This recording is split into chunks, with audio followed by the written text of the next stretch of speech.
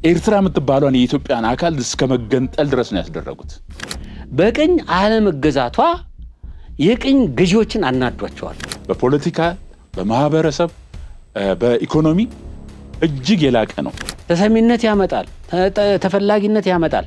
ቤት አለህ፣ በር የለህም፣ መስኮት የለህም፣ እዛው ታፍነህ ትሞታለህ። የባህር ኃይል የሀገራችን የባህር ኃይል የሚያርፍበት አገሪቱን ከውጭ ጥቃት የሚጠብቅበት ስፍራ ያስፈልጋል። እንዳትጠቀም የተፈለገበት ዋነኛው ምክንያት በቀንዱ ላይ የሚኖራት ተሰሚነት ዝቅ እያለ እንዲሄድ ነው የተፈለገው። አሁን ያንን ማጣት ወደ ማግኘት ለመመለስ መራመድ አለብን፣ መሄድ አለብን። አገሬን እወዳለሁ የሚል ሰው ሊከተለው የሚገባው ሚዲያ ነው። ፉክክር የታየበት የማሸነፍ የመሸነፍ እልህ አስጨራሽ ጉዞ የተካሄደበት ግድብ ነው። እኔ ተቃዋሚዎቹ ሐሳብ ያላቸው አይመስለኝም። የእሳት ጉማጅ መሳይ አንድ ዘለላምባ ጠብ ባለ በጉባ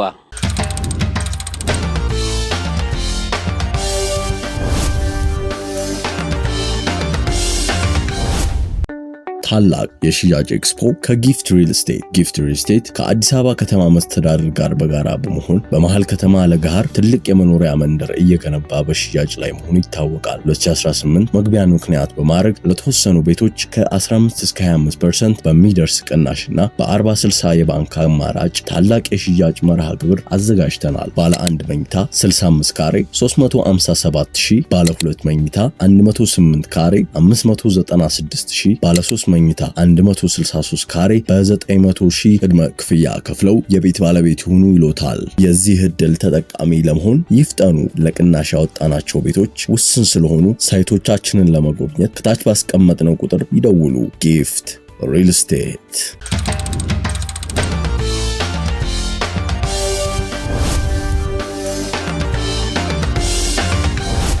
ሰላም ውድ ተመልካቾቻችን፣ የመሃል ሚዲያ ጅማት ፕሮግራም ነው። በዛሬ ፕሮግራሜ ላይ እንግዲህ ሽመልስና ልዑል አብረውኝ አሉ።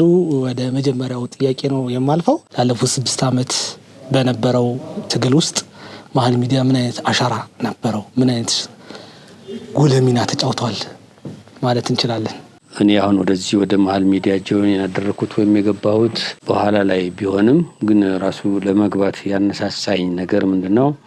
በወቅቱ በሚዲያው ላይ ሀገራዊ ፍቅር ይነገር ነበር። በተለይም ደግሞ የመከላከያ ሰራዊታችን ገድል እና ተጋድሎ በጣም ይዘከር ነበር። በሀገራችን ብዙ ሰዎች መከላከያን የተለያየ ትርጉም እየሰጡ ለአንድ ግለሰብ የከሌ ሰራዊት እያሉ ወይም ደግሞ ለመከላከያ አዛዥ የእሱ ሰራዊት እያሉ በሚያጣጥሉበት ሰዓት ይህ ሚዲያ መከላከያ ሰራዊት ማለት የኢትዮጵያ ብሔራዊ ኩራትና የሀገራችን የመከላከያ ሰራዊት የተከበረ መሆኑን ለሕዝብ በማስተዋወቅ ከፍተኛ ስራ ስለሰራ እና ያንን በመስማት ነው ወደዚህ ሚዲያ ጆይን ለማድረግ ለመቀላቀል የቻልኩት።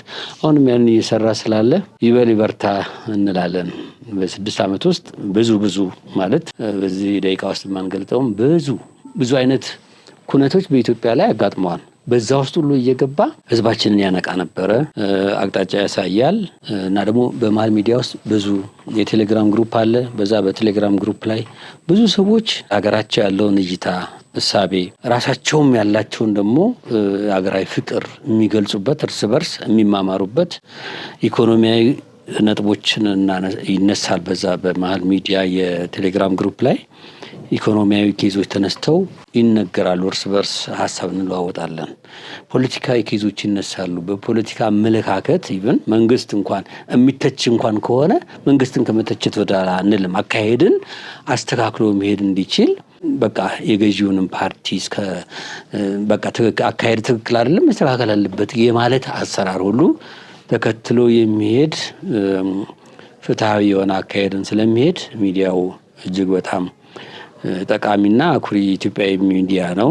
በዚህ ምክንያት ያው እኛም እንከተለዋለን፣ አሁንም አለን። ሲመሰረት ጀምሮ መካከለኛውን ሐሳብ ይዞ አገርን ግን ከፍ አድርጎ የተነሳ ሚዲያ ነው። የዛሬ 6 ዓመት ፌስቡክ ላይ ነበር የጀመረውና የዛን ጊዜ ከውጭ ሆነን እንከታተለው ነበር መሃል ሚዲያ። ከዛም በኋላ ወደ ዩቲዩብ ሲመጣም ከውጭ ነበር የምንከታተለው። አሁን ግን በዩቲዩብ ላይ በሀገራችን ላይ የሚደርሰውን ነገር ስናይ ብዙዎቻችን ይሄኛው ሚዲያ የመሃል ሚዲያ ሚዛናዊ የሆነውን ነገር እያሳየ ስለመጣ እኔ በበኩሌ ሚዛናዊነቱን አይቼ ከመሃል ሚዲያ ጋራ ራሴን አቆራኝቻለሁኝ። እዚህ ጋር መሃል ሚዲያ የአንድ ወገን ደጋፊ ሆኖ አይደለም እየቀረበ ያለው። መሃል ሚዲያ ሐሳቦችን ነው እያነሳ ያለው። አገርን ይጠቅማሉ የሚባሉትን ሐሳቦችን ይዞ የተነሳ ሚዲያ ነው። የመሃል ሚዲያ መስራችና ይሄንን ሐሳቦችን የሚያራምደው ደሳለኝ ደግሞ ለማንም ወገንተኛ ያልሆነ አስተሳሰብ ያለው ልጅ ነው እና በዚህ የተነሳ ብዙዎች ይከተሉታል። እኔም ራሴ ያንን ነው ገስቶኝ ወደ መሃል ሚዲያ የመጣሁት። ፕላስ ደግሞ ለመከላከያ ያለው አመለካከት ለብዙዎች ገዢ ሐሳብ ነው። ምክንያቱም መከላከያ ለአንድ ሀገር የብረት አጥር ነው። ሁሉም ነገር በመከላከያ ስር ነው የሚሆነው። ሀገር የምትቆመው በመከላከያ ነው። መስዋዕትነት በሚከፍሉ የአገር ዜጎች ነው የምትቆመው እና ያንን ደግሞ መሃል ሚዲያ በደንብ አድርጎ ገብቶት እየሰራበት ያለ ሚዲያ ነው እና ከዚህ ሚዲያ ጋራ መቀላቀላችን ለኛ እኔ እንደ ትልቅ ፕሪቪሌጅ ነው የማየው። አገሬን እወዳለሁ የሚል ሰው ሊከተለው የሚገባው ሚዲያ ነው። እንግዲህ መሃል ሚዲያ እንዳላችሁት ነው። መሃል ላይ ሆኖ እንደ ስሙ ሚዛናዊ የሆኑ ሀሳቦችን እያነሳ ላለፉት 6 ዓመታት ቆይቷል።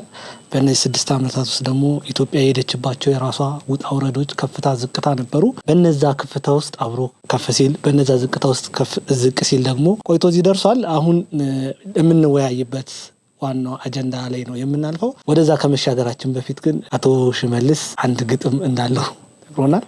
ያንን ግጥም እንስማና ቀጥታ ወደ ጥያቄዎች አልፋለሁ።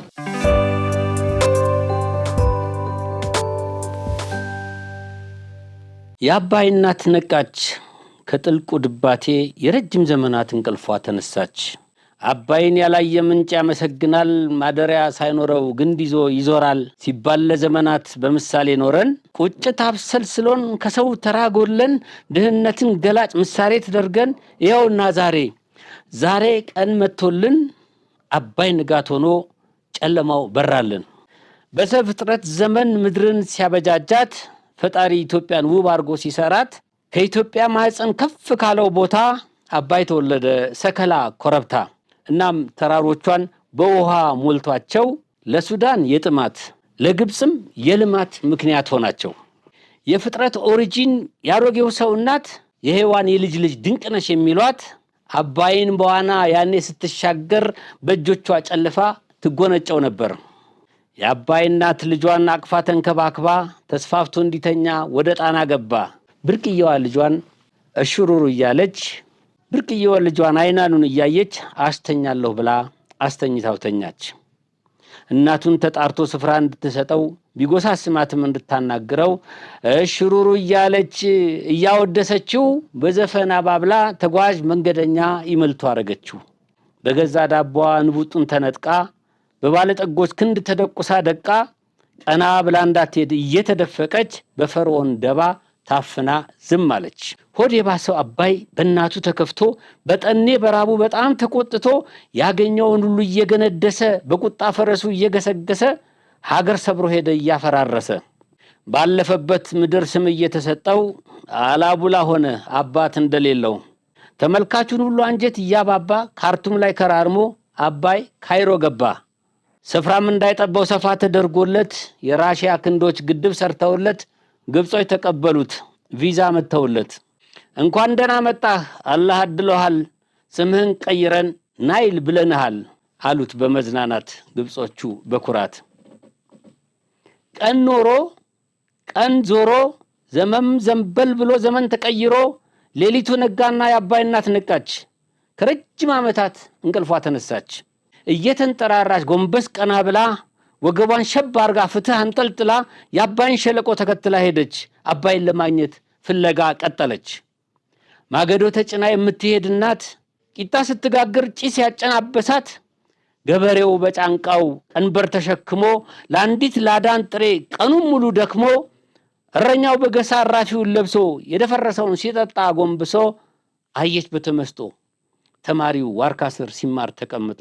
ያየችው በሙሉ የተራቆተ አካል የታጠበው አፈር የረገፈው ቅጠል ካንጀቷ ውስጥ ገብቶ በጣም አሳዘናት። ያ ሁሉ ዝምታ ያ ሁሉ መኝታ ዛሬ በጣም ቆጫት። የአባይን ልጅ ውሃ ጠማው የላጭን ልጅ ተባይ በላው ሆኖባት ነገሩ በጣም ተበሳጨች። አባይን ፍለጋ ቤት ዘግታ መከረች። አባይን ለማግኘት ሁሉም እንዲነሱ መብራት እንዲያበሩ ሻማ እንዲለኩሱ ድምጿን ከፍ አድርጋ ስታሰማ ጩኸት ተጠራርተው መጡ በሚያስደንቅ ፍጥነት። እንዲህ አለቻቸው፣ ልጅ አባይ ባገሩ የሚያርፍበት አጥቶ ተንከራታች ሆኗል ከሰው አገር ገብቶ። ስለዚህ በቀየው በተወለደበት ማረፊያ እንዲያገኝ ጋደም የሚልበት የህዳሴን ግድብ ተነሱ እንስራለት በማለት ጠየቀች። ጥብቋንና ሽብሽቡን ቀሚሷን ሰብሰብ እያረገች በለስ በጭላንጭል አርቋየና ግቤን በታች በኩል ማሾ ለኮሰና ተከዜም ከላይ ቤት ፋኖስ አበራና አይዞሽ እናታችን ይኸው ደረስንልሽ መብራታችን ይብራ እስከሚገኝ ልጅሽ። ጥያቄሽ ትክክል ሐሳቡም ማለፊያ ግድብ ልንሰራለት ለአባይ ማረፊያ በአንድነት ሆነን ቃል እንገባለን አባይን ከስደት እንመልሳለን። ገንዘቡ ዕውቀቱ ሐሳቡ ጉልበቱ መሐንዲስ ቀያሹ ቀለሙ ብሩሹ ቀጥቃጭ አንጥረኛው አናጺ ግንበኛው ከውጭ አንፈልግም ሁሉም ነገር ከኛው ሆኖ ድህነትን እንበቀላለን አምላክ ይረዳናል እንበለጽጋለን በማለት ወስነው ከልብ ሲስማሙ የአባይ አሳዳጊ ሞግዚቶቹ ሰሙ።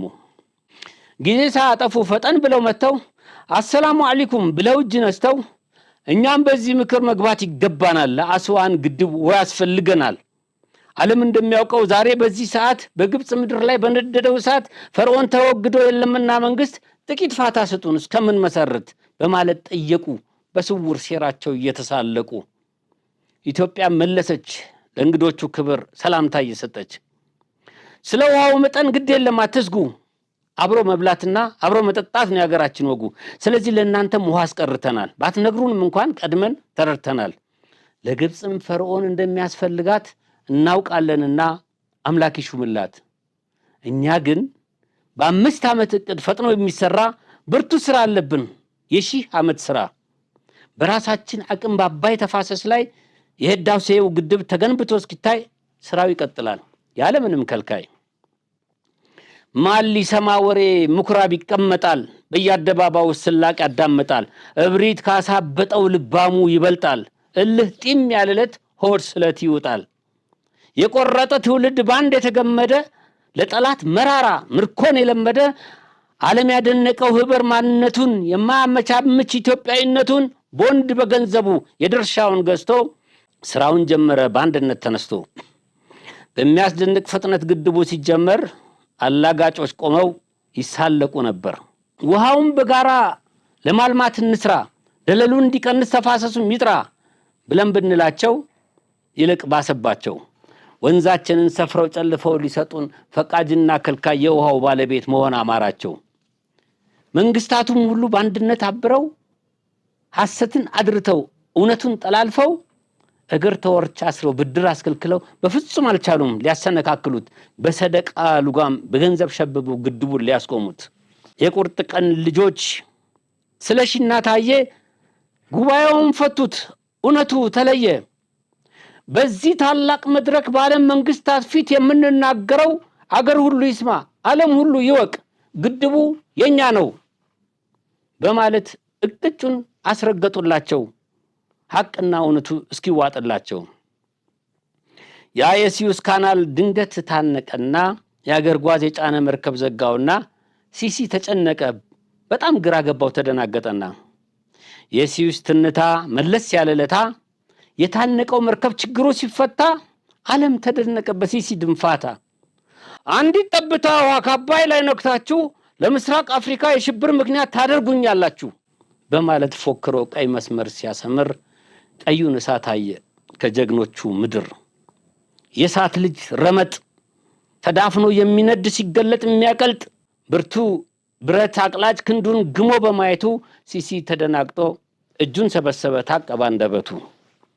በሰሜን ሲመዘዝ ሰይፍ ይበረታል ፍላጻው ሲያበራ ወንድ ይታይበታል። የአፍሪካ መመኪያ ዓለም ያደነቀው ያድዋው ጎራዴ ዛሬም ስለታም ነው። እንኳንስ ለምስር ለጣዖታሚቱ እንኳንስ ለካርቱም ላስማተኛይቱ ወንድ ሳናሰልፍ በቂን አጣይቱ። ጠላትማ ሁሌም ምንጊዜም ጠላት ነው እኛን ያስደፈረን የጎዳን ባንዳው ነው። ፈጣሪ ይመስገን አለፈ ያ ጊዜ አንገት መጥፋት ቀረ። በቁርጥ ቀን ልጆች አባይ ተገድቦ ንጋት ተበሰረ። ቀላያት ፈነዱ ሰማይ ተነደለ ምንጮችም ፈለቁ ወንዙ ገነፈለ። ብርሃኑም ተገልጦ ጨለማው ዞር አለ አባይ ንጋት ሆኖ ይሄው ተንጣለለ። ንጋት አዎ ንጋት የኩስመና ታሪክ ማብቂያ ከዘመናት ድባቴ መንቂያ የማለዳው ጮራ ባድማሱ ወገግታ በንጋት ተንሳፎ የሺህ ዘመን ሌሊት ጨለማ ተገፎ አባይ ንጋት ሆነ የመኝታው ዘመን ጥልቁ ድባቴ ያልፎ አገሬ እንዲህ አለች ልፋቴን ጥረቴን ድካሜን ተረድተው የእናትነት ጥሪ ጮኸቴንም ሰምተው አንድ ሆነው በጽናት አኩሪ ታሪክ ሰርተው ልጆቼ ቀናሉ ማቀርቀሩን ትተው ስደተኛው ልጄ ታላቅ ክብር ለብሶ ወደ ቤቱ ገብቷል አባይ ተመልሶ መንግስታቱን ሁሉ እያነጋገረ ልጄ እንግዳ ሆኖ ጉባ ገብቶ አደረ ልጆቼ ሆይ ስሙኝ ኑና ልባርካችሁ ፍቅርና ሰላም ይቅርታና ምህረት ደስታን ብልጽግናን ፈጣሪ ይስጣችሁ እኔ ደስ ብሎኛል እንኳን ደስ ያላችሁ እንግዲህ ወቁበት ስትነካከሱ እንዳትጠፋፉ አንዳችሁ ባንዱ ላይ ሰይፍ አትሰይፉ ቂም በቀል ጥላቻን ሐሰተኛን ትርክት ነውርን አስወግዱ አንድነት ክበሩ ሰላምን ውደዱ እናም እንዳለምነው ህልማችን ተፈቶ የተዘጋብን በር ማለፊያ ተከፍቶ እኛም ካለም ጋር ዓለምም ከኛ ጋር ገበያችን ደርቶ በአሰብ ወደባችን የመርከብ ማረፊያ ከውስጥና ከውጭ ሸቀጥ ማራገፊያ የባህር ኃይላችን መርከብ መንሳፈፊያ እንደሚያስፈልገን ዓለም ሁሉ እንዲያውቅ እናስታውቃለን ውሃችንን ሰተን ውሃን ጠይቃለን ከዚያማ በኋላ ለኢትዮጵያ የእድገት ለአፍሪካም የህብረት የትብብራችን ሆኖልን መሰረት እስከ አውሮፓ ዘልቀን በልማት ተሳስረን የአባይን ትሩፋት እናካፍላለን ይህ ምኞት አይደለም የዚህንም እውነት በቅርብ እናያለን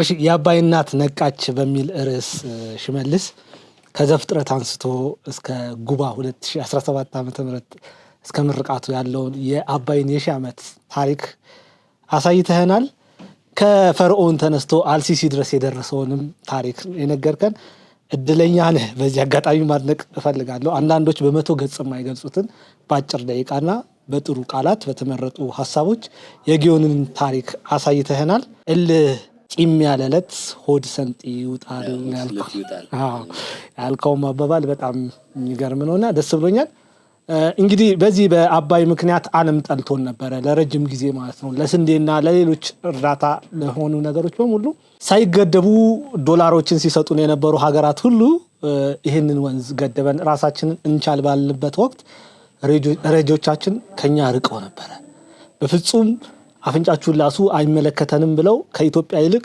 ከግብጽ ጋር ቆመው ነበር እና አሜሪካን ምን አይነት ነገር ሲያደርጉብን እንደነበሩ የተፋሰሱ ሀገራቶች ምን አይነት ተጽዕኖ ሲፈጥሩብን እንደነበረ ያስታውቃል ከዛ አልፎ ተርፎ 11 ጊዜ በዓለም አደባባይ የውሸት ዳኞች በተሰበሰቡበት ፊት ኢትዮጵያ ስትከሰስ ቆይታለች እኛም ግን እልህ ይዞን ቀደም እንደተባለው እልህ ቂም ያለለታ ሆድ ስለት ይውጣል እንደተባለው 2 ብር ኖሮን ከ2 ብር ላይ 1 ብር አዋተን የህዳሴውን ግድብ እዚያ አድርሰናል አሁን ቀጥታ ወደ ጥያቄ ነው ማልፈውና የህዳሴው ግድብ መጠናቀቅ ለኢትዮጵያ ምን አይነት ጥቅም አለው ታንኪዩ አመሰግናለሁ ግጥሙም ያው ብዙ ነገር ብሏል አሁን ካነሳው ጥያቄ አንፃር የህዳሴ ግድብ ለኢትዮጵያ ምን አይነት ጥቅም አምጥቷል የሚለው ነገር በብዙ አይነት መልኩ ልናየው እንችላለን ብዙም ተንታኞች ብዙ ነገር ሊተነትኑ ይችላሉ እኔ ግን በሶስት አይነት መልኩ ዋና ዘርፎች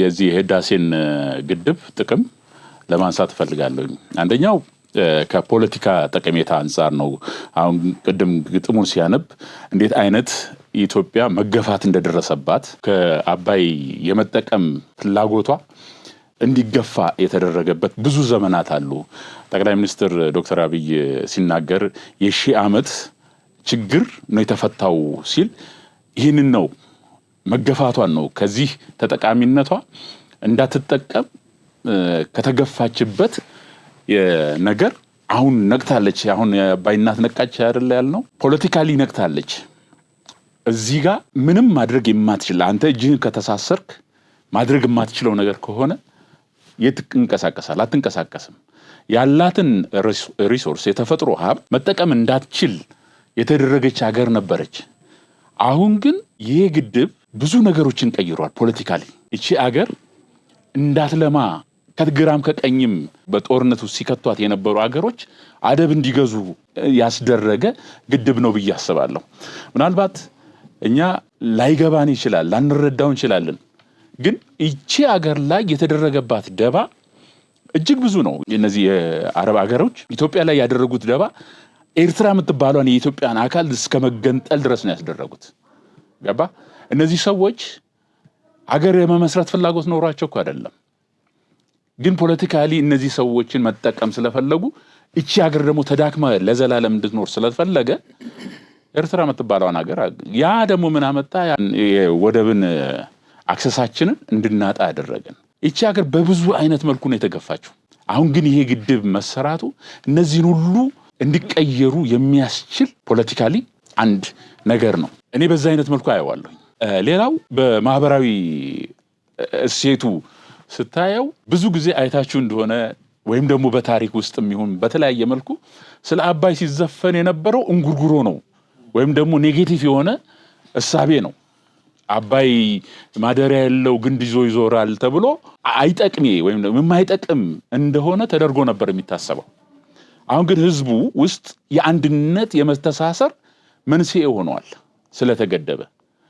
ይሄ ነገር የሆነው ደግሞ ዝም ብሎ በቀላል አይደለም። ቅድም ግጥሙ ላይ ስናይ እናቶች ደሃ እናቶች ከመቀነታቸው ፈተው የለገሱበት ይሄንን ግድብ ለመገንባት ምዕራባውያን ሀገሮች በላቸው ገንዘብ ሊሰጡ የሚችሉ ሀገሮች በላቸው በደህንነት የምትታወቀውን ሀገር ይበልጥ ደሃ እንድትሆን ስለሚፈልጉ እርዳታ ለመስጠት ወይም ደግሞ እገዛ ለማድረግ ያልፈቀዱበትን ሁኔታ የሻሩት እነዚህ ዝቅተኛ ማህበረሰብ የሆኑት እናቶች ናቸው። የሚያዋጡት ትንሽ ገንዘብ ሊሆን ይችላል፣ ግን የዛ ቫልዩ ከፍተኛ ነው።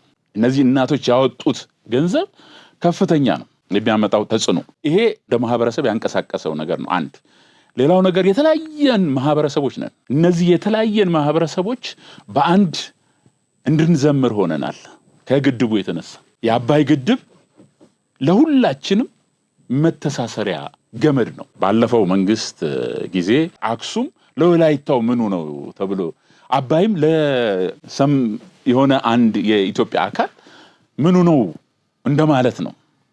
አሁን ግን ሁላችንም ከጫፍ እስከ ጫፍ ከሰሜን እስከ ደቡብ ከምዕራብ እስከ ምስራቅ ዋጋ የከፈልንበት ግድባችን ነው ብሎ ህብረተሰቡ እንዲያስብ ሆኗል። ይሄ የማህበረሰባዊ ትስስሩን የፈጠረበት ነገር ነው። በማህበረሰባዊ ዝማሬዎቻችን ሁሉ ተቀይሯል፣ አባባሎቻችን ሁሉ ተቀይሯል። እና ይሄ እንደ ማህበረሰብ የቀየረን ነው ብዬ አስባለሁ። ሌላው በኢኮኖሚ ዘርፉ ነው። ይሄ አባይ ወንዝ ምንም አይነት ኢኮኖሚክ ቫልዩ ሳይሰጥ እንደውም ያላትን የሀገሪቷን ሪሶርስ ጠራርጎ የሚወስድ ነበር። በአሁኑ ሰዓት ግን ከኤሌክትሪክ ማመንጨት ውጪ ብዙ አይነት ጠቀሜታ አለው። በቱሪዝም በለው፣ በስራ ዕድል መፍጠር በለው፣ በምግብ ራስን መቻል በለው፣ እነዚህ ሁሉ $1 ቢሊዮን ከሚያመጣው በተጨማሪ የሚመጣ ኢኮኖሚ ጠቀሜታ ናቸው። ይሄ ማለት ምንድነው? አገራችን ወደ ኢኮኖሚያዊ እድገት እየሄደች ነው።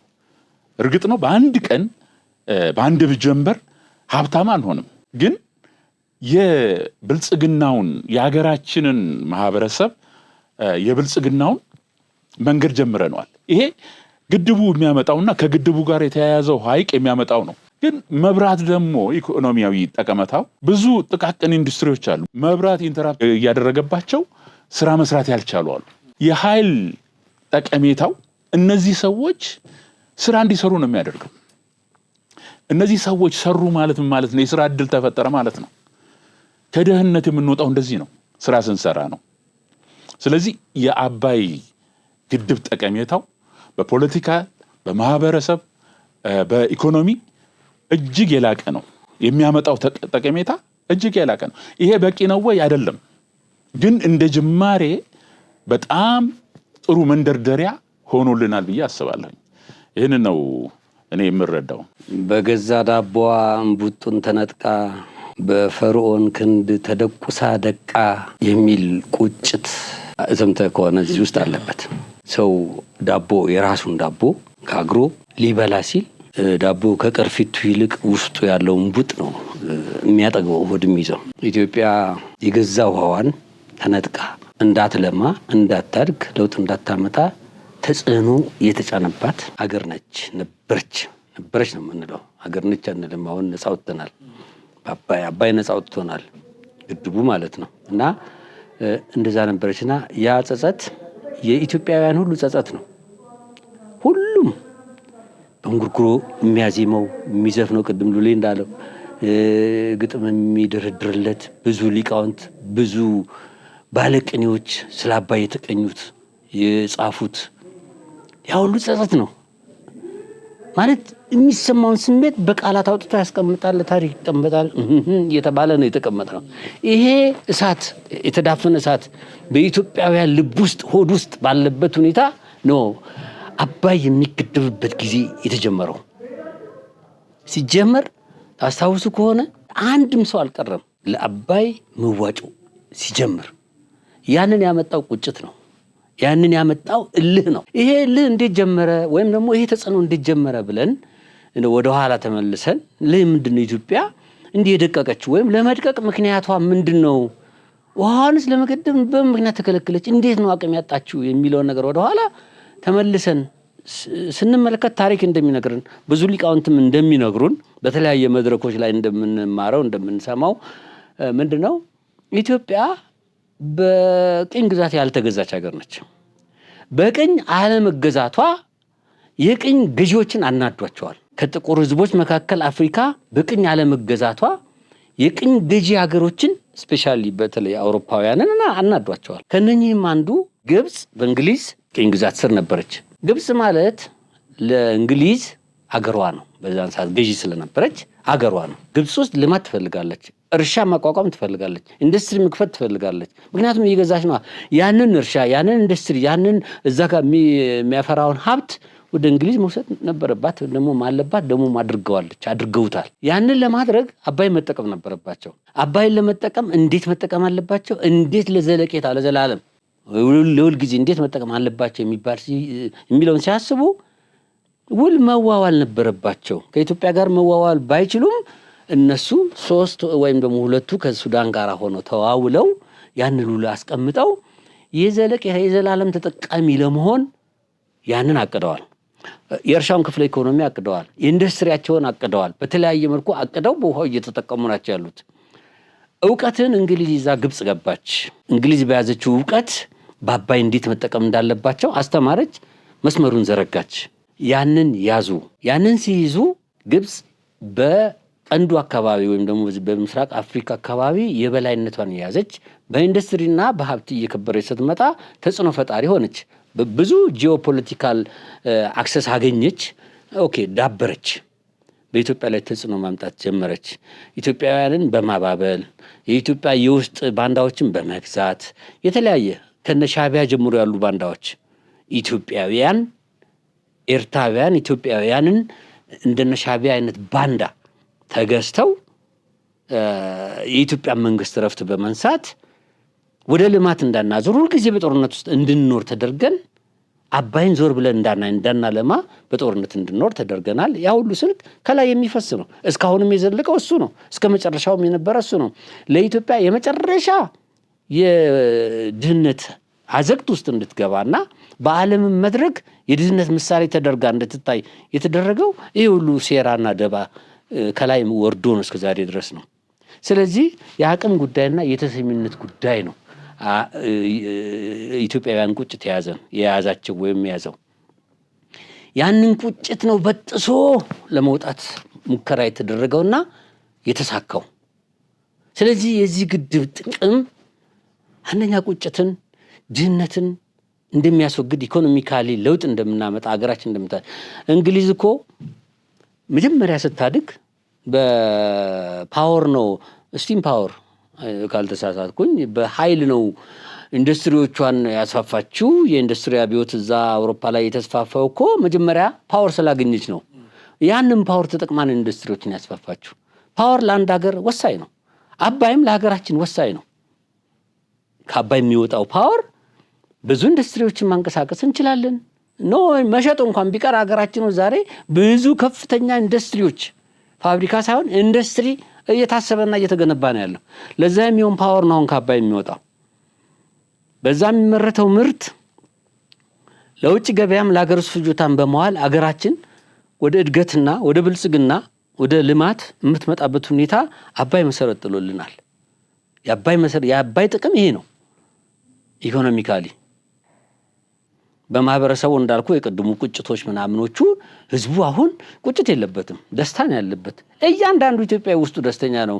አንዳንዶች ስለ አባይ የሚያጥላሉ ሰዎች እነሱ የግብፅን ቋንቋ የሚናገሩ በቆዳቸው ኢትዮጵያዊ በንግግራቸው ደግሞ ግብፃውያን የሆኑ ሰዎች ናቸው አባይን የሚያጥላሉት እንጂ ሁሉም ኢትዮጵያዊ ይወደዋል ግብፅ አባይን። ሌላው በጂኦፖለቲካ ያለ ተሰሚነትና ኃይል ጂኦፖለቲካል ፓወር ያንን ያመጣል። ያ የሚመጣው ኢኮኖሚ ሲያድግ ነው። እዚህ ጋር ኢኮኖሚ ሲያድግ ነው። ተሰሚነት ያመጣል፣ ተፈላጊነት ያመጣል። እና በቀንዱ አካባቢ ያለው ተሰሚነት ጂኦፖለቲካውን ለመቆጣጠር ብዙ መንገዶች አሉ። ወደ ፍለጋ የምንሄደው ብዙ ምክንያቶች አሉን። የምናመርተው ምርት መውጣት አለበት። በዛ አካባቢ ያለው እንቅስቃሴ ወደኛ የሚመጣ የጠላትን እንቅስቃሴ መቆጣጠር የሚያስችል የውሃ ዳርቻ ያስፈልገናል፣ ማረፊያ ያስፈልገናል፣ ፖርት ያስፈልገናል። የባህር ኃይል የሀገራችን የባህር ኃይል የሚያርፍበት ሀገሪቱን ከውጭ ጥቃት የሚጠብቅበት ስፍራ ያስፈልጋል። ምክንያቱም እዚህ ጋር እየለማን በቀላሉ ጠላት የሚመጣበትን መስመር ክፍት አድርገን መተው የለብንም። እዚህ ጋር ፕሮዳክት እያመረትን የኢንዱስትሪ ውጤቶችን እያመረትን ወደ ውጭ መላኪያ መስመር ያስፈልገናል፣ ግዴታ ነው። ስለዚህ እነኚህ ሁኔታዎች ጥቅሞችን ያመጣል። አባይ ለእነኚህ ሁሉ መልስ ይሰጣል ማለት ነውና ኢትዮጵያ እድለኛ ነች። አባይን አጠናቃ አሁን ወደ ስራ መገባቱ የብዙ ሰው ቁጭት እፎይ ያለበት ነው። ደስታ ይሰማናል። የብዙ ሰው ደስታ ነው፣ የትውልድ ደስታ ነው። ይህንን ነው ለማለት የምወደው። የህዳሴው ግድብ መጠናቀቅ እንዳላችሁት ነው፣ ከፍተኛ ጥቅም አለው። የታላቁ ህዳሴ ግድብ እንግዲህ የ14 ዓመት እርግዝና ነው እንግዲህ ህዳሴው ማለት ነው። 122640 ሰዓት ያልተቋረጠ ምጥ ነው። 7,358,400 ደቂቃ ድረስ ነፍሳችን የቃተተበት ግድብ ነው። እልፍ ራስ ምታቶችን ያስከተለ በስጋና በአጥንት መካከል የመቻልና ያለመቻል ፉክክር የታየበት የማሸነፍ የመሸነፍ እልህ አስጨራሽ ጉዞ የተካሄደበት ግድብ ነው። ተስፋን የቆረጥንበት በሆነ ጊዜ ደግሞ መልሰን ተስፋችንን የቀጠልንበት ግድብ ነው። እንዲሁ በቀላል የመጣ ግድብ አይደለም። ህልምንም ያጨለመ ነበር፣ ህልምንም ደግሞ እውን ያደረገ ነው። ባለሙያዎች እዛ አካባቢ የነበሩ ባለሙያዎች እናውቃለን። ከእባብ ከጊንጥ ከተለያዩ አውሬ ጋር ተጋድሎ አድርገው ነው ይህንን ግድብ ወደዚህ ያመጡት። ቀላል ግድብ አይደለም። ያው የታላቅነታችን መገለጫ የገናንነታችን ሚስጥር ማስታወሻ ነው። በጣም ብዙ የመፈራታችን ምንጭ ጭምር ነው ይሄ። እኛ በዚህ ግድብ ምክንያት ብዙ ነገሮችን አጥተናል። ወደ ትልቅነታችን እየመጣን ነው።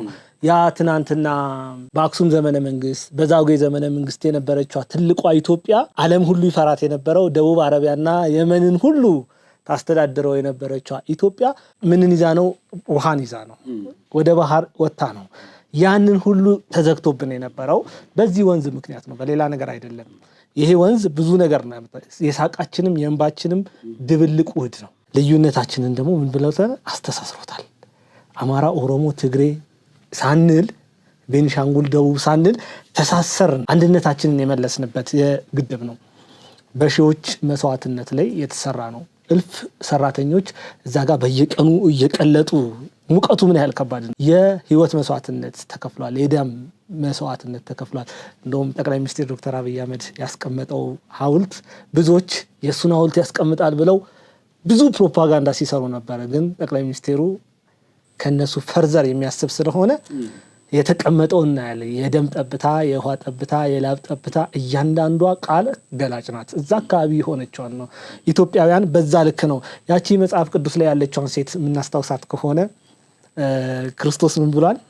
ከሁሉ የበለጠ ሰጠች ያላት 2 ሳንቲም የሰጠችዋን ሴት ቅድም ሎሌ እንዳልከው ማለት ነው። ብዙ እናቶች ትንሽ ገንዘብ የሰጡ ብዙዎቹ ከተረፈዎች ሲሰጡ፣ እነዛ እናቶች ደግሞ ከመቀነታቸው ፈተው ብዙ ቦንድ የገዙበት ነውና ይሄ የእልፍ ዘመናት ቁጭት የሻርንበት ነው። አርቀ ማስተዋያ ጥበብን የተማርንበት ነው። ለልጆቻችን ተስፋ ያየንበት ነው። ቀላል እንትን አይደለም። እኛ ካልጠገበው ጉሮሯችን ላይ ቀንሰን የሰራነው ነው። ሪያሊቲ ያ ነው።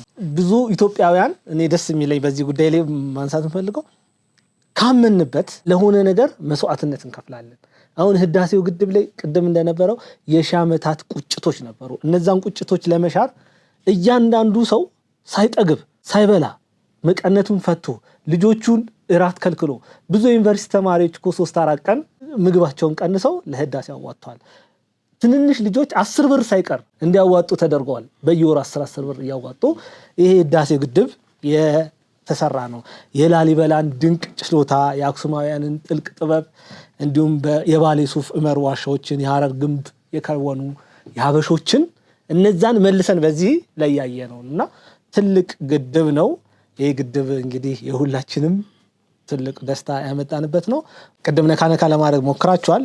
ቀንዱ ፖለቲካንና የአባይን ወንዝ ምን አገናኛቸው የሚል ጥያቄ ነው ቀጣይ ጥያቄ የሚኖረው። ምክንያቱም የአፍሪካ ቀንድ ላይ ብዙ ውጣ ውረዶች አሉ። ያ ቦታ ኢምፖርታንት ቦታ ነው እና ይሄንን ቦታና የአባይ ወንዝ ምን አገናኘው? በጣም አሪፍ ጥያቄ ነው ይሄ። የኢትዮጵያ ከዚህ ጂኦፖለቲካ ጨዋታ ውጪ እንድትሆን በብዙ መልኩ እንደተገፋች ተነጋግረናል። ግን አንድ ነገር ቅድም ከሽሜ ጋራ ቁጭ ብለን ቡና እየጠጣን ስናወራ ነበረ። ይህ የቀይ ባህር ቻናል ወይም እንትን ባህሩ ለዓለም ጉሮሮ ነው ማለት ይቻላል። ዓለም ኢኮኖሚዋ በጣም የሚሳለጠው በቀይ ባህር ላይ ነው። አባይንም ደግሞ ስታየው ለዚህ ለታችኛው ተፋሰስ የህይወት ደም ስራቸው ነው። ይሄ ማለት ላይኛዎቹ አይጠቀሙበትም ማለት አይደለም። እነዚህ ሪሶርሶች አንዳንድ ሀገሮች ፓወራቸውን የሚገነቡበት ነው። ላይክ እንደ ግብጽ ይሄንን በማቀብ ወይም ደግሞ ሌሎችን ከዚህ ተደራሽ እንዳይሆኑ ከዚህ ተካፋይ እንዳይሆኑ በመከላከል ያው ይሄ የሚመጣው እንግዲህ ከኮሎኒያል ዘመን ጀምሮ ያለው ነው ሂደቱ። እነዚህ የላይኛው ተፋሰስ ሀገሮች የቀይ ባህር ተጋሪዎች እነዚህ ሀገሮች የዛ ተጋሪ እንዳይሆኑ ተደርገዋል። እነዚህ የቀንዱ ሀገሮች አብዛኛዎቹን አይተ እንደሆነ ድሃዎች ናቸው። ኢትዮጵያ ውስጥ ለምሳሌ ብዙ አይነት የድርቅ ጊዜያቶች አልፈዋል። ብዙ ሰዎች በድርቅ ረግፈዋል። ይሄ የሆነው ምንድነው? እነዚህን ሪሶርሶች ካለመጠቀማችን የተነሳ ነው። እነዚህን ደግሞ ሪሶርሶች እንዳንጠቀም ብሎክ ያደረገ ኃይል አለ። በዘመናት ተገድበናል። ኦኬ ለኛ ፊት ለፊት የሚታየን ድርቁ ነው ወይም ደግሞ መቸገራችን ነው። ከበስተጀርባ ግን የዚህ ነገሮች መንስኤ የሆኑት ኃይሎች አሉ። ቅድም ልክ እንዳልኩት ኤርትራ ስትሄድ፣ ጅቡቲ ስትሄድ፣ ኦኬ አባይን ሳትገነባ እነዚህ ሁሉ ነገሮች ከዛ እየተገለልክ ስትመጣ ምንም መፈናፈኛ የለህም። ያ ማለት ነው ቤት አለህ፣ በር የለህም፣ መስኮት የለህም፣ እዛው ታፈነ ትሞታለህ። አሁን ግን ይሄ ነገሮች የቀይ ባህር ፖለቲካና የአባይ ወንዝ ያገቱ አገራቶች ወይም ደግሞ ኃይሎች ከእጃቸው ተፈልቅቆ እንዲወጣ ተደርጎባቸዋል። ገባ? አሁን ኖሞር መታገት ካሁን በኋላ ወደፊት የሚሄድ ኃይል ነው እንጂ ያለው እንዲሁ ዝም ብሎ ታስሮ ታጥሮ የሚቀመጥ አገር የለም። ለምን ይመስላል አገሮች አሁን ወደብ እንስጣችሁ፣ ሶማሌላንድ ሌላው እንስጣችሁ ጅቡቲም የሚሉት ገባ? ወደ ማንሰራራት ላይ መተናል። በተለይ ኢትዮጵያ ደግሞ እንደ ምስራቅ አፍሪካ አገር በህዝብ ብዛት በለው በናቹራል ሪሶርስ በለው በተለያየ ኢኮኖሚያዊ ጠቀሜታ አንከር ነች፣ ይዛ የምትቀመጥ ነች። ይህንን በጥሩ ምሳሌ ለእንትን ለማለት የአሰብ ወደብ አለ፣ ለምሳሌ ጅቡቲም ወደብ አላት። እነዚህ ሁለቱ ሀገራቶች ወደ ኢትዮጵያ ኢምፖርት የሚደረግም ወይም ደግሞ ኤክስፖርት የሚደረግ ጉድስ ከሌለ ኤግዚስታንሳቸው የለም፣ ኢሬሌቫንት ይሆናሉ፣ ምንም የማይጠቅሙ ሀገሮች ይሆናሉ። አሁን በቅርብ ሲወራ የሰማሁት ነገር ምንድነው? ጅቡቲ ከኢትዮጵያ ወደብ በማከራየት ያገኘችው በዚህ ዘመናት ወደ 72 ቢሊዮን ነው። ይሄ ደግሞ በየአንዳንዱ ሰው ቢደርስ ከ1 ሚሊዮን ዶላር በላይ እያንዳንዱ ዜጋ የሚያገኘው ነው ይባላል። እኔ እንደ እውነት ወስደዋለሁኝ። ይሄ ማለት ነው ኢትዮጵያ ለነዚህ አገራቶች ወይ ለጅቡቲ ትልቅ ጠቀሜታ ውላላታለች።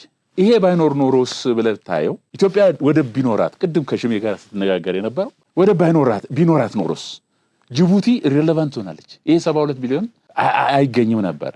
ስለዚህ የዚህ ቀንዱ ፖለቲካ በቀይ ባህርና በአባይ ላይ የሆነው የመገለል ፖለቲካ ነው። አሁን ይሄ የመገለል ፖለቲካ ወደ መንቀሳቀስ ጀምሯል። የፖለቲካው ተዋናይ እየሆነች መጣለች ኢትዮጵያ። ያገባኛል የሚለውን ነገር ኢትዮጵያ ጀምረዋለች። እኔ ይሄ የጅማሬ ነው ብዬ አስባለሁ። ገና ብዙ ይቀረናል፣ ብዙ መስራት ይገባናል። ይሄ የምስራቅ አፍሪካ ራሱ እንዲቀናጅና አብሮ እንዲለማ ያስፈልጋል ብዬ አስባለሁ። የኢትዮጵያም ደግሞ ትልም ይሄ ይመስለኛል፣ ሐሳቡ ይሄ ይመስለኛል። በዚህ በጣም ሊሰራበት የሚገባ ነገር ነው እና ከአውሮፓውያን ፖለቲካ ምንድነው ነው የማየው እዚህ ጋር እንድንሰራ አይፈለግም፣ ወይም ደግሞ ከዚህ ተጠቃሚነታችንን እንድናገኝ አይፈለግም። ይሄ ነገር ነው አሁን እየተገለበጠ ያለው የአፍሪካ ቀንድ ፖለቲካ። በዚህ አይነት መልኩ ነው የማየው። ኢትዮጵያ ኬዝ ከምስራቅ አፍሪካው ከዚህ ከፖለቲካ ጋር ምን ያገናኘዋል የሚለውን ጥያቄ ለመመለስ እንዴት አጣ ነው የሚለውን ነገር መጀመሪያ ብናይ፣ እንዴት ነው ያጣ ነው? ይሄ ቀይ ባህር የኢትዮጵያ እንደነበረ በዘመኑ በእኛ እድሜ አሰብ፣ ምጽዋ እና ሌሎች ወደቦችን የኢትዮጵያ መንግስት ሲጠቀምባቸው እናውቃለን፣ የኛ ናቸው። እንዴት አጣናቸው ነው አሁን ጥያቄው። ያጣንበት ሳቦታጅ ወይም ደግሞ ህገወጥ የሆነው መንገድ፣ ከህግ ውጭ ያጣንበት ተጽዕኖ፣ ያጣንበት ከውስጥና ከውጭ የነበሩ አሳጮች ያሳጡን ሰዎች ያሳጡን አካላት ከውስጥም ሆነው ከውጭም ያሉት አሳጡን። ያሳጡን መንገድ ቁጭትና ብሶት የሚከት ነው። ምንም ምክንያት አይደለም። አንተ ምርትህን በእጅ ላይ ያለውን ሀብትህን ውሰዱት ብሎ እንዴት ይሰጣል? እንደ አንተ በቤት በኑሮህ ላይ የቤትህን የምትኖርበትን ነገር ውሰዱት ተብሎ አይሰጥም። በጣም በሚያሳዝን ሁኔታ ኧረ ተው ይሄ ነገር ይጠቅማችኋል እኮ ተብሎ ከውጭ ያሉ መካሪዎች እንኳን ሲመክሩ በዚህ ጉዳይ ላይ አትግቡብን አያገባችሁም ተብለው የውጭ መካሪዎች ሁሉ የተገፉበትና ከውጭ ያሉ ሰዎች እንዲህ ብድግ አድርገው መንጭቀው ነው የሰጡት። ያ አግባብ ያልሆነ አሰጣጥ ወይም ማጣት ነው። እኛ ያጣንበት መንገድ ነው። አሁን ያንን ማጣት ወደ ማግኘት ለመመለስ መራመድ አለብን፣ መሄድ አለብን ወደ ወደቡ። አሁን ምስራቅ አፍሪካ ላይ እንዲህ ውጥረት የተፈጠረው ኢትዮጵያ ወደዛ አካባቢ ብቅ ካለች የኛ ዲዛይን፣ የኛ እቅድ፣ የዘመናት እቅዳችን ተበላሸ። ኢትዮጵያ ወደ ነበረችበት ከፍታ ወጣች። ኢትዮጵያ የራሷ ወደብ በዚህ በኩል ይዛ የራሷን ንግድ በራሷ ወደብ የምታቀላጥፍ ከሆነ በዛ በቀይ ባህር ዳርቻ ላይ ያሉ ወደቦች በሙሉ አገልግሎት ከሰጡ አገልግሎት መስጠት የሚችሉት ለኢትዮጵያ ነበር። ኢትዮጵያ የራሷ ካላት እነኚህ ወደቦች ምንድነው ስራቸው? ምንም ነገር ሊሰሩ አይችሉም። ምንም አይጠቅሙም። ስለዚህ ምንድነው የሚሆነው? አሁን ባይሆን የጅቡቲም ሆነ የኤርትራ ወንድሞቻችን መጪው ትውልድ ማለት ነው ልጆቻቸው፣ እኛ አሁን በወደብ ተጠቃሚ ብንሆን ልጆቻቸው ፕሊስ እናንተ ኢትዮጵያውያን ጥንትም አብረን ነበር፣ አሁንም አብረን ነው መኖር ያለብን ብለው ወደኛ ይመጣሉ እንጂ ባዶ ወደብ አሁን የኤርትራውያን ወንድሞቻችን ወደቡን ሳይጠቀሙበት እንዲሁ እንደተቀመጡ ጅቡቲም እንደዛ መቀመጥ አይችሉም። ዛሬ መሪዎች ሊከለክሉ አንገናኝም ሊሉ ይችላሉ። ልጆች ግን ከታች የሚመጡት ልጆች ግን መሪዎችን አይሰሙም። በወደቡ መጠቀም አለብን። ከኢትዮጵያ ሕዝብ ጋር እየተናገድን እኛም እነሱም እየተጠቀምን እንኖርበታለን ብሎ የሰለጠነ ትውልድ ይመጣል። እኔ ተስፋ የማደርገው የጅቡቲም ሆነ የኤርትራ ልጆች አሁን ያሉትን ተዋቸው፣ አሁን ያሉትን እንተው፣ ልጆች ለመነው ይመጣሉ። ከኢትዮጵያ ጋር እንድንሆን ብለው ከልጆቻችን ጋር ተባብረው በዚህ አካባቢ ያለውን ኢኮኖሚ እና የፖለቲካ ይዞታ አስፋፍቶና አጠናክረው ይዘው ጠንካራ ሀገር መስርተው ይኖራሉ። ያስገድዳል። የጂኦግራፊ የፖለቲካው ያስገድዳል ይሄን እንድታደርግ። ኢትዮጵያ ደግሞ ዝም ብላ የማትቀመጠው ይሄን ሁሉ ሚሊዮን ህዝብ ይዛ ያለ ወደብ ምንም አይነት ቀን ውላ ማደር አትችልም።